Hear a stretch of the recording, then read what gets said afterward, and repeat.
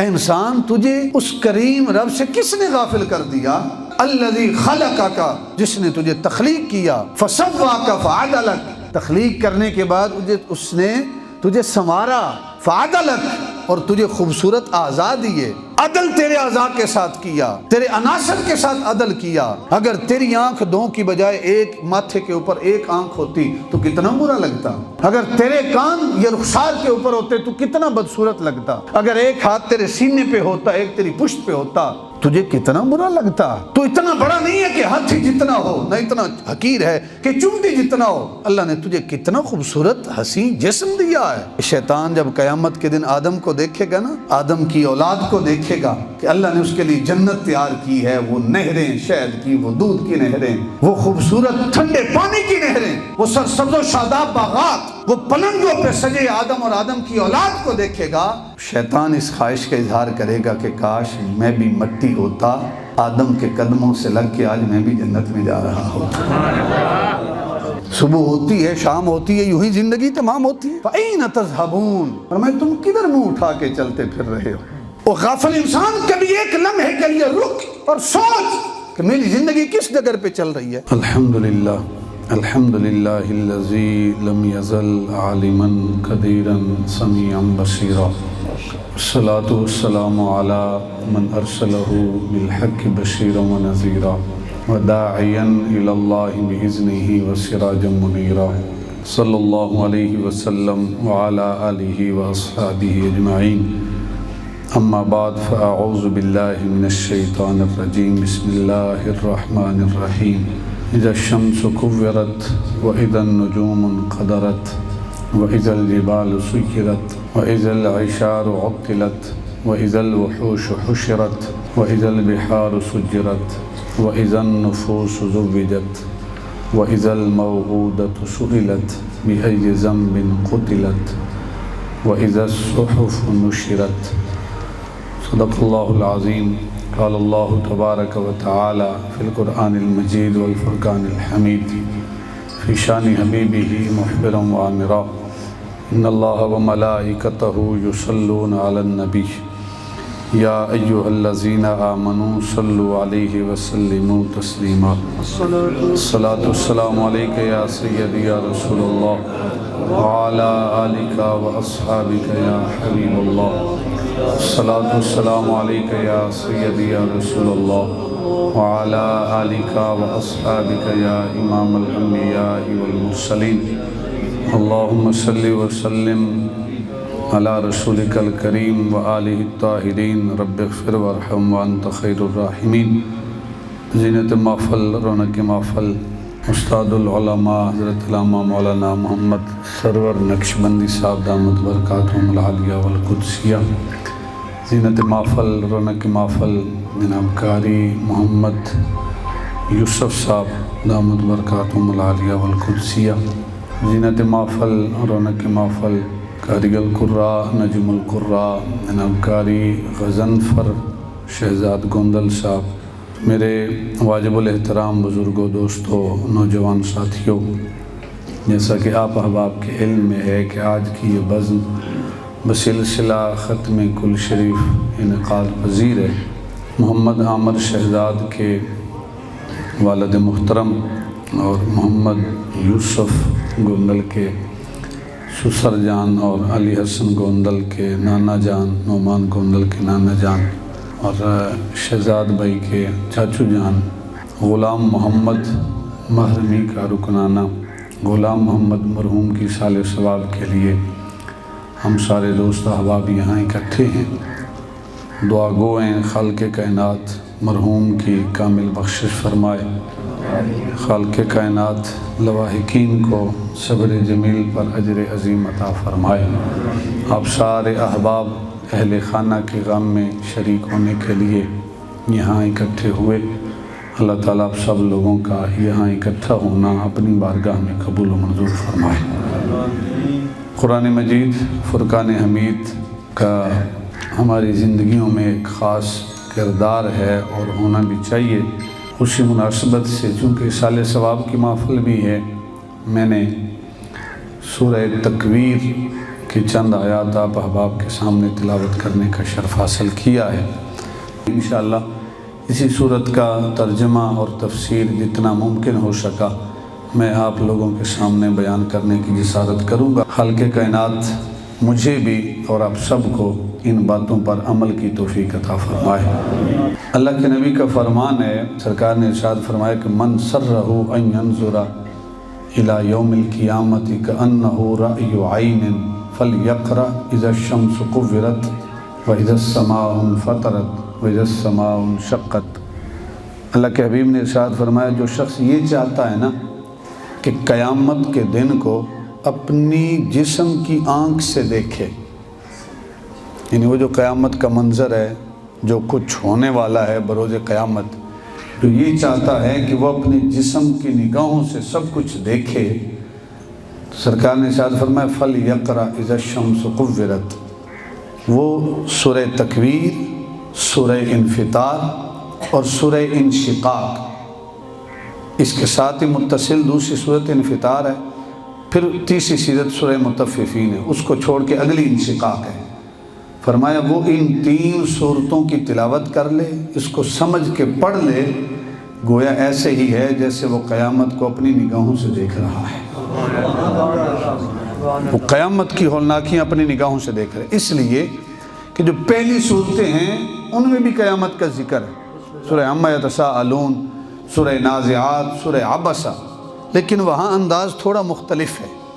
وہاں خالق کبھی ارشاد فرماتے ہیں قتل الانسان ما اکفرہ، اے انسان تو کتنا ناشکرا ہے، من ای شیء خلقہ، تو نہیں دیکھتا کہ ہم نے تجھے کس شے سے بنایا، من نطفہ خلقہ فقدرہ، اے انسان ہم نے تجھے ایک پانی کے ناپاک قطرے سے بنایا ہے، من نطفہ، ایک نطفہ جو ناپاک ہے، ہمارے کپڑوں کے اوپر لگ جائے کپڑے ناپاک ہیں، خلقہ فقدرہ، ہم نے اس قطرے سے تجھے بنایا، پھر تجھے تخلیق کیا، پھر تجھے سنوارا، تجھے خوبصورت اعضاء دیے، تجھے خوبصورت پیکر دیا، اور اس سے اگلی صورت میں فرمایا الذی خلقک فسواک فعدلک یا ایھا الانسان ما غرک بربک الکریم، اے انسان تجھے اس کریم رب سے کس نے غافل کر دیا، اس کریم رب سے، کون سا کریم رب، الذی خلقک، جس نے تجھے تخلیق کیا، فسواک فعدلک، تخلیق کرنے کے بعد اس نے تجھے سنوارا، فعدلک، اور تجھے خوبصورت اعضاء دیے، عدل تیرے اعضاء کے ساتھ کیا، تیرے عناصر کے ساتھ عدل کیا۔ اگر تیری آنکھ دو کی بجائے ایک ماتھے کے اوپر ایک آنکھ ہوتی تو کتنا برا لگتا، اگر تیرے کان یہ رخسار کے اوپر ہوتے تو کتنا بدصورت لگتا۔ یہ جو تیری آنکھ ہے اس کے اندر سیاہی الگ ہے، سیاہی کے اندر ایک ہلکا سا چھوٹا سیاہ نقطہ الگ ہے، سیاہی کے بعد سفید الگ ہے۔ اگر تیری ساری آنکھ سیاہ ہو جاتی تو تجھے دیکھ کے کتنی بدصورتی اور لوگ کتنی وحشت محسوس کرتے۔ اللہ نے تجھے خوبصورت دو ہاتھ دیے ہیں، اگر ایک ہاتھ تیرے سینے پہ ہوتا ایک تیری پشت پہ ہوتا تو تجھے کتنا برا لگتا۔ تو اتنا بڑا نہیں ہے کہ ہاتھی جتنا ہو، نہ اتنا حقیر ہے کہ چمٹی جتنا ہو۔ اللہ نے تجھے کتنا خوبصورت حسین جسم دیا ہے، یہ کس نے دیا ہے؟ اس خالق نے دیا ہے۔ من ای شیء خلقہ، انسان دیکھ تو صحیح، ہم نے تجھے کس شے سے پیدا کیا، من نطفہ، ایک پانی کا حقیر قطرہ۔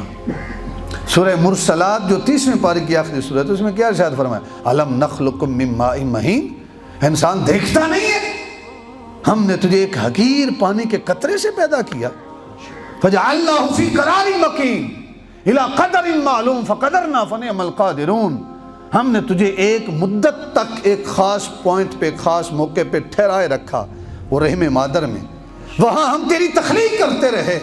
ایک حقیر پانی کا قطرہ تھا، اس سے گوشت کا لوتھڑا بنا، پھر گوشت بنا، پھر اس کے اندر ہڈیوں کا ڈھانچہ ہم نے بنایا، پھر اس کے اندر ہم نے 4 ماہ کے بعد ہم نے روح پھونک دی، پھر 9 ماہ کے بعد تو اس دنیا میں آیا ہے۔ اور سورہ کاف میں ارشاد فرمایا اکفرت بالذی خلقک من تراب ثم من نطفہ ثم سواک رجلا، اے بندے تو اس ذات کا انکار کرتا ہے، اکفرت بالذی خلقک من تراب، جس نے تجھے مٹی سے بنایا ہے، ثم من نطفہ، پھر تجھے ایک نطفے سے بنایا، ثم سواک رجلا،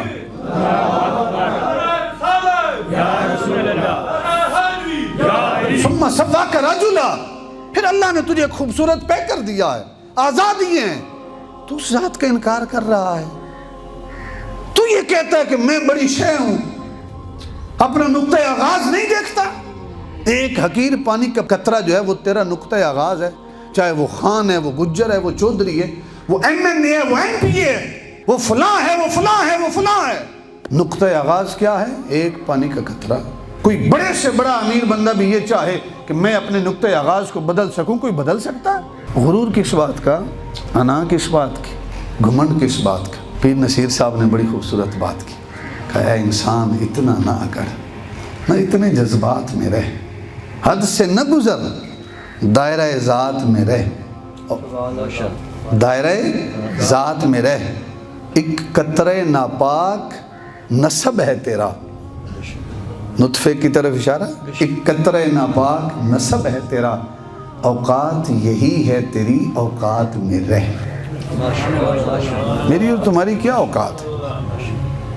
یہ جو میں ہے نا، انا خیر من، یہ سب سے پہلے پتہ کس نے کہا تھا؟ شیطان نے کہا تھا۔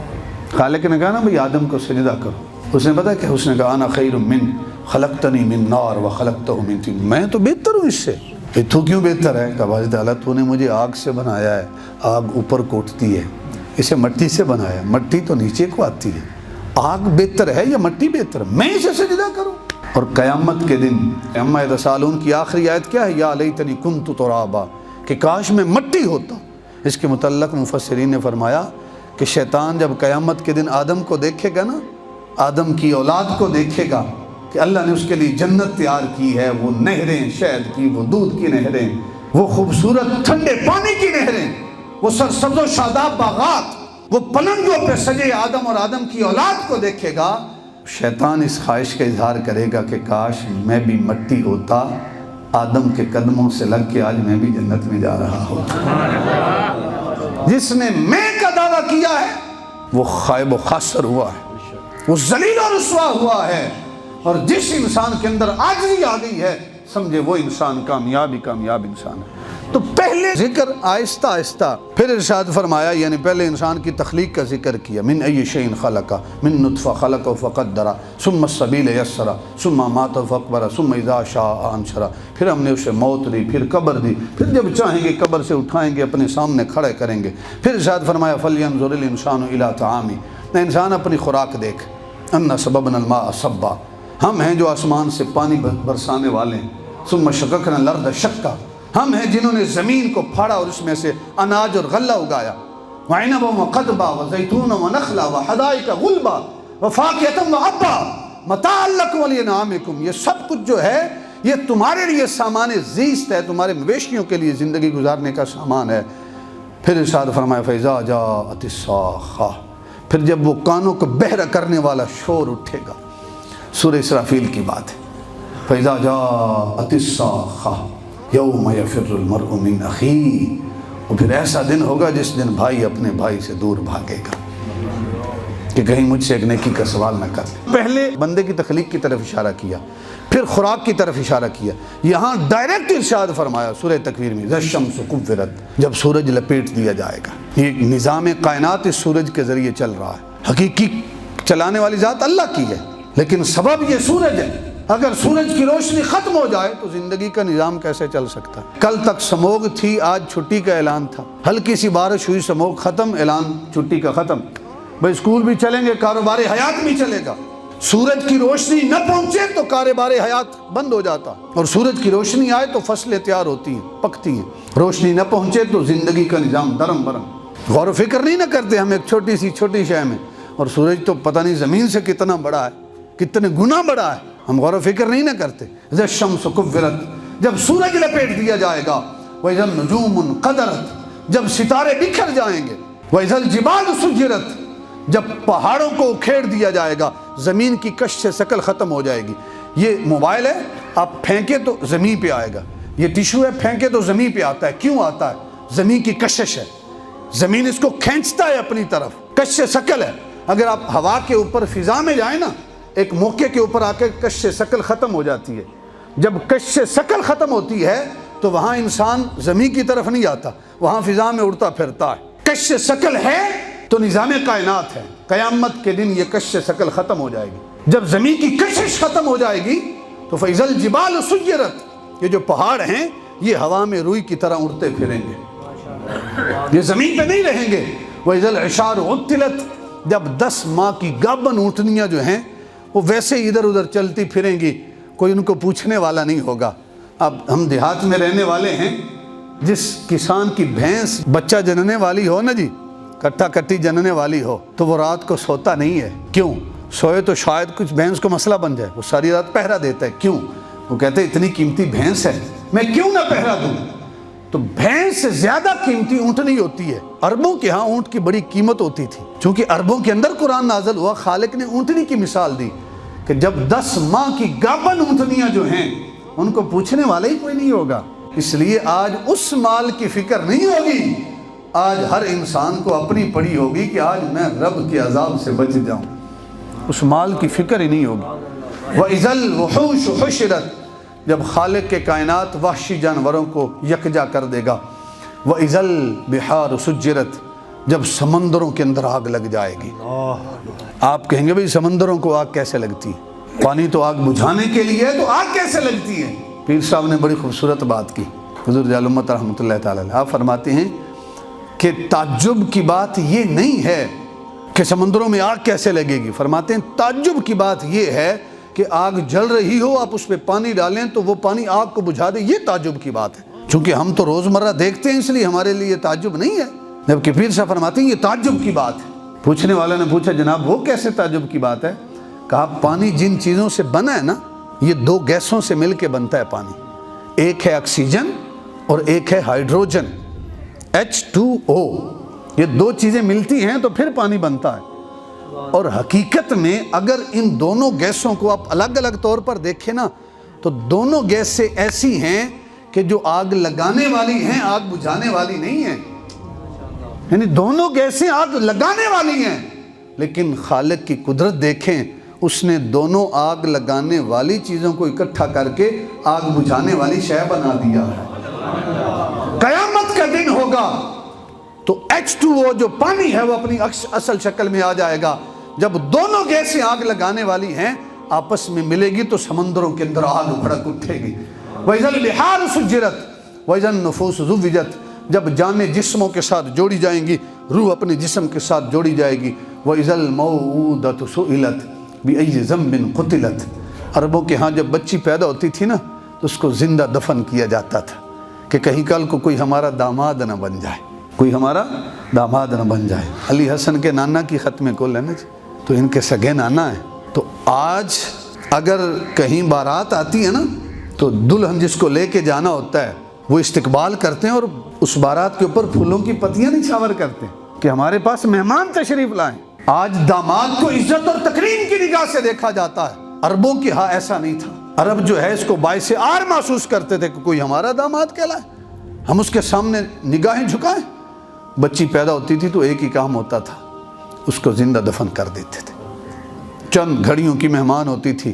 یا بعد قبیلوں کے اندر ایسا ہوتا تھا کہ جب وہ تھوڑی سی بڑی عمر کی ہوتی تھی, چلنے پھرنے کی عمر کو پہنچتی تھی, تو ایک دن اس کا باپ اس کو انگلی سے پکڑ کے لے کے جاتا تھا اور لے جا کے کسی کنویں کے اندر, خاص کنویں ہوتے تو ان کے اندر ڈال کے اوپر مٹی ڈال دی جاتی تھی. ننھی معصوم سی جان, آج کوئی تصور بھی نہیں کر سکتا کہ میں اپنی بچی کو زندہ دفن کروں گا. سنن دارمی کی روایت ہے, تفہیم القرآن کے اندر مودودی صاحب نے اس روایت کو نقل کیا کہ اللہ کے حبیب کی بارگاہ میں ایک شخص آیا نا, اس نے حضور کا کلمہ پڑھا, کلمہ پڑھ کے دائرہ اسلام میں داخل ہو. ساتھ عرض کرتے یا رسول اللہ میں اپنی بیٹی کی روداد سنانا چاہتا ہوں کہ میں نے اپنی بیٹی کو کیسے کنویں کے اندر ڈالا. محبوب خدا نے ارشاد فرمایا بیان کرو کیسے روداد ہے تمہاری بیٹی. وہ بیان کرتا ہے کہ یا رسول اللہ میرے ہاں بچی ہوئی, اس کے ساتھ میری بڑی محبت تھی.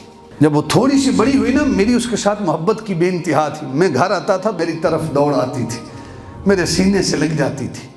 یا رسول اللہ اس کی محبت بے پناہ تھی.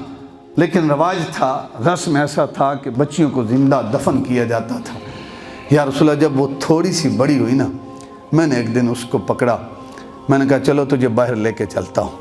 اس نے میری انگلی پکڑی, ہنستی کھیلتی ہوئی میرے ساتھ چل رہی ہے۔ یا رسول اللہ چلتے چلتے چلتے جب وہ کنواں آیا نا، میں نے اپنی اس بچی کو اٹھایا اور اٹھا کے اس کنویں کے اندر میں نے پھینک دیا۔ اس کا والد کہتے ہیں یا رسول اللہ، اس بچی کے جو آخری لفظ میرے کانوں میں پڑے نا وہ کیا تھے؟ ہائے ابا، ہائے ابا۔ یہ لفظ اس بچی کے، میری بیٹی کے میرے کانوں میں پڑے۔ محبوب خدا نے سنا تو چھم چھم آنسو برسنے لگے، حضور کی آنکھوں سے آنسو برسنے لگے۔ صحابہ نے کہا، وہ نادان انسان، تو نے حضور کو غمزدہ کر دیا ہے، چھوڑ ان باتوں کو۔ محبوب خدا نے ارشاد فرمایا، نہیں، اس کو اپنی دل کی بھڑاس نکالنے دے، اس نے جو جرم کیے بیان کرنے دے تاکہ اس کی دل کی بھڑاس نکل جائے۔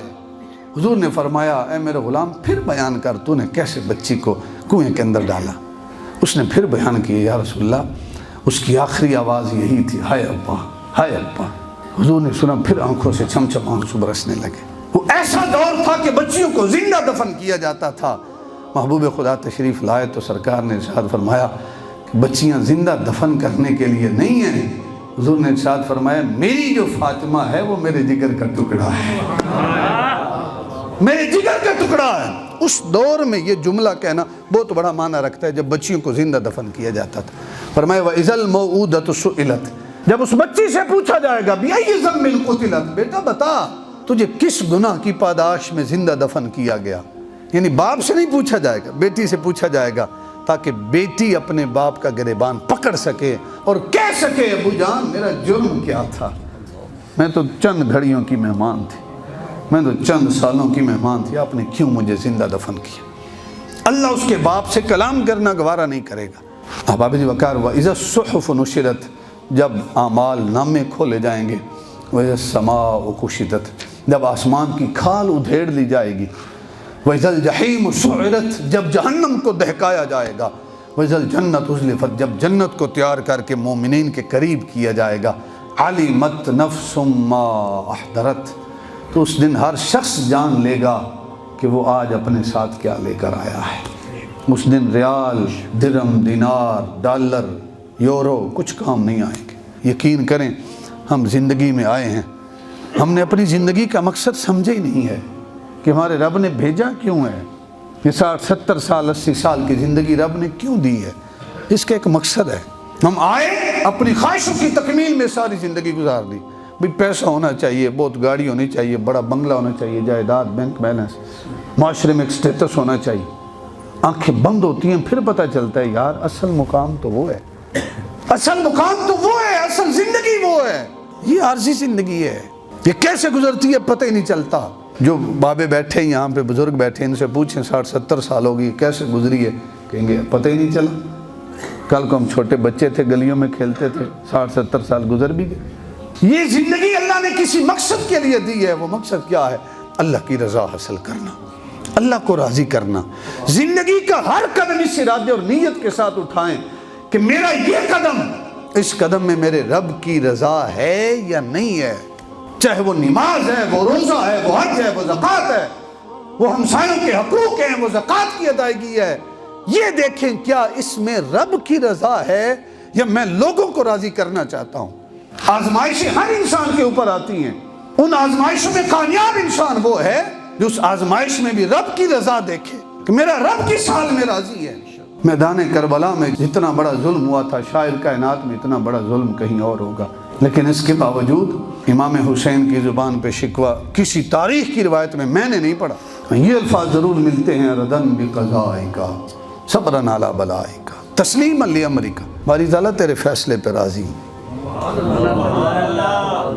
ردن بقضائک صبرا علی بلائک، جو مصیبتیں آئی ہیں ایک مصیبت نہیں ہے، گھر میں ایک بیٹے کی میت پڑی ہو انسان کھانا بھول جاتا ہے، لیل و نہار بھول جاتا ہے۔ امام حسین بظاہر بوڑھا ہے لیکن جوانی کا عالم یہ ہے کہ علی اصغر اٹھا کے بھی پاؤں میں للکڑاہٹ نہیں ہے، علی اکبر کی میت اٹھا کے بھی زبان میں لغزش نہیں ہے، کپکپاہٹ نہیں ہے۔ یہی کہا صبرا علی بلائک، باری تعالیٰ جتنی مصیبتیں آئی ہیں صبر کرتا، تسلیم لامرک، باری تعالیٰ اگر تیرا حکم ہے کہ علی اصغر کو دینا ہے تو میں دے کے راضی ہوں، علی اکبر دینا ہے میں دے کے راضی ہوں، باری تعالیٰ 71 دے کے راضی ہوں، کیا تو بھی حسین سے راضی ہے یا نہیں ہے؟ سنیں تو آواز آتی ہے، یا ایتھا النفس المطمئنہ ارجعی الی ربک راضیۃ مرضیہ، اے حسین اگر تو ہم سے راضی ہے تو جا ہم بھی تجھ سے راضی ہیں، ہم تجھ سے راضی ہیں، ہم قیامت تک کے لیے ہم تیرے نام کو بھی زندہ کریں گے۔ فرمایا اس دن ہر شخص جان لے گا کہ وہ کیا لے کے آیا ہے۔ فلا اقسم بالخنس الجوار الکنس، پھر میں قسم کھاتا ہوں پیچھے ہٹ جانے والے تاروں کی، قسم کھاتا ہوں سیدھے چلنے والے اور رکے رہنے والے تاروں کی، واللیل اذا عسعس والصبح اذا تنفس، اور رات کی جب وہ رخصت ہونے لگے اور صبح کی جب وہ سانس لینے لگے، انہ لقول رسول کریم، کہ یہ معزز قاصد کا لایا ہوا پیغام ہے یہ قرآن، ذی قوت عند ذی العرش مکین، جو قوت والا ہے، جبریل امین کی بات، عند ذی العرش مکین، رب کے ہاں عرش کے ہاں بڑی عزتوں والا ہے، مطاع ثم امین، سب فرشتوں کا سردار ہے، وہاں کا امین ہے، وما صاحبکم بمجنون، اور تمہارا یہ ساتھی کوئی مجنون تو نہیں ہے۔ نعوذ باللہ من ذالک، حضور کی بات ہو رہی ہے۔ کفار مشرکین کہتے تھے نا یہ تو پاگل ہے، دیوانہ ہے، یہ تو مجنون ہے۔ زماد بن ثعلبہ آیا تھا نا جب شہر مکہ میں، لوگوں نے کہا بھئی یہاں کوئی ہے جس کو آسیب ہے، جنات کا سایہ ہے جس کے اوپر، وہ آیا، ارادہ یہ تھا کہ میں علاج کروں گا۔ تو حضور کی بارگاہ میں آ کے کہتے ہیں اے محمد بن عبداللہ صلی اللہ علیہ وسلم، میں نے سنا ہے آپ پر آسیب کا سایہ، جنات کا سایہ، میں علاج کرتا ہوں، میں علاج کی غرض سے آیا ہوں، میں آپ کا خیر خواہ ہوں۔ جب یہ کہا نا میں علاج کے ارادے سے آیا ہوں تو محبوب خدا نے سامنے بٹھا لیا۔ آج زماد بن ثعلبہ کی قسمت بدلنے والی تھی نا جی، آیا تھا علاج کرنے، لیکن پتہ نہیں تھا کہ میں تو خود بیمار ہوں، مجھے تو خود کئی بیماریاں لگی ہیں۔ جب سامنے بٹھایا محبوب خدا نے خطبے کے کلمات ارشاد فرمائے، الحمدللہ الذی نحمدہ ونستعینہ ونستغفرہ ونؤمن بہ ونتوکل علیہ ونعوذ باللہ من شرور انفسنا ومن سیئات اعمالنا من یہدہ اللہ فلا مضل لہ ومن یضللہ فلا ہادی لہ ونشہد ان لا الہ الا اللہ وحدہ لا شریک لہ ونشہد ان سیدنا محمدا عبدہ ورسولہ۔ یہ کلمات خطبے کے محبوب خدا نے ارشاد فرمائے۔ زماد بن ثعلبہ نے سنا نا تو رونگٹے کھڑے ہو گئے، کہا آپ نے کیا پڑھا ہے؟ ذرا پھر پڑھیں ایک مرتبہ۔ حضور نے پھر پڑھا، تیسری مرتبہ کہا پھر پڑھیں۔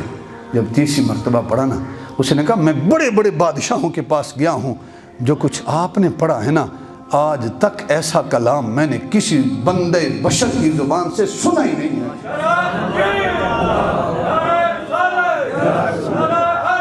ان کلمات کی جو گہرائی ہے وہ سمندروں سے زیادہ ہے۔ میں بڑے بڑے لوگوں کے پاس گیا ہوں، ایسے کلمات میں نے آج تک نہیں سنے۔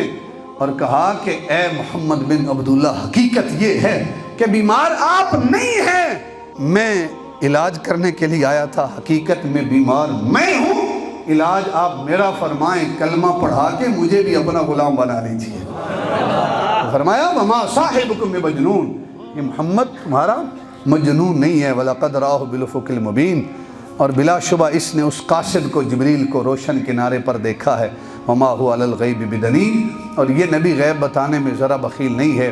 وَمَا هُوَ بِقَوْلِ شَيْطَانِ الرَّجِيمِ، اور فرمائی یہ قرآن کسی شیطان مردود کا قول نہیں ہے، یہ رب کا فرمان ہے۔ یہ رب العالمین بھیجنے والا رب العالمین ہے، اور جس ذات پہ آ رہا ہے وہ رحمت للعالمین ہے، اور قرآن خود ذکر للعالمین ہے، عالمین کے لیے نصیحت ہے، اس کے اندر واضح نصیحت۔ یہ شیطان مردود کا قول نہیں ہے، یہ رب کا قول ہے۔ فَأَيْنَ تَذْهَبُونَ، فرمائے تم کدھر منہ اٹھا کے چلتے پھر رہے ہو؟ صبح ہوتی ہے، شام ہوتی ہے، یوں ہی زندگی تمام ہوتی ہے۔ وہ غافل انسان کبھی ایک لمحے کے لیے رک اور سوچ کہ میری زندگی کس ڈگر پہ چل رہی ہے۔ ایک ہوتی ہے حادثاتی موت، ایک ہوتی ہے جو پرماننٹ موت ہوتی ہے۔ حادثاتی موت اچانک ایکسیڈنٹ ہوتا ہے، جاتے ہیں ہمارے بھائی، ہمارے بڑے قریبی دوست سعید بھائی، پچھلے دنوں رکن میں ایکسیڈنٹ ہوا، باپ بھی فوت، بیٹا بھی فوت، 30 سال کا بیٹا۔ ایک لمحے پہلے پتہ نہیں تھا کہ موت آپ کا انتظار کر رہی ہے۔ کوئی ہے اس دنیا میں جو بندہ یہ کہہ سکے بھائی میری موت نہیں ہونی، میں نے تو 200 سال زندہ رہنا ہے؟ کوئی ہے؟ جب موت ہے اگلے لمحے بھی آ سکتی ہے۔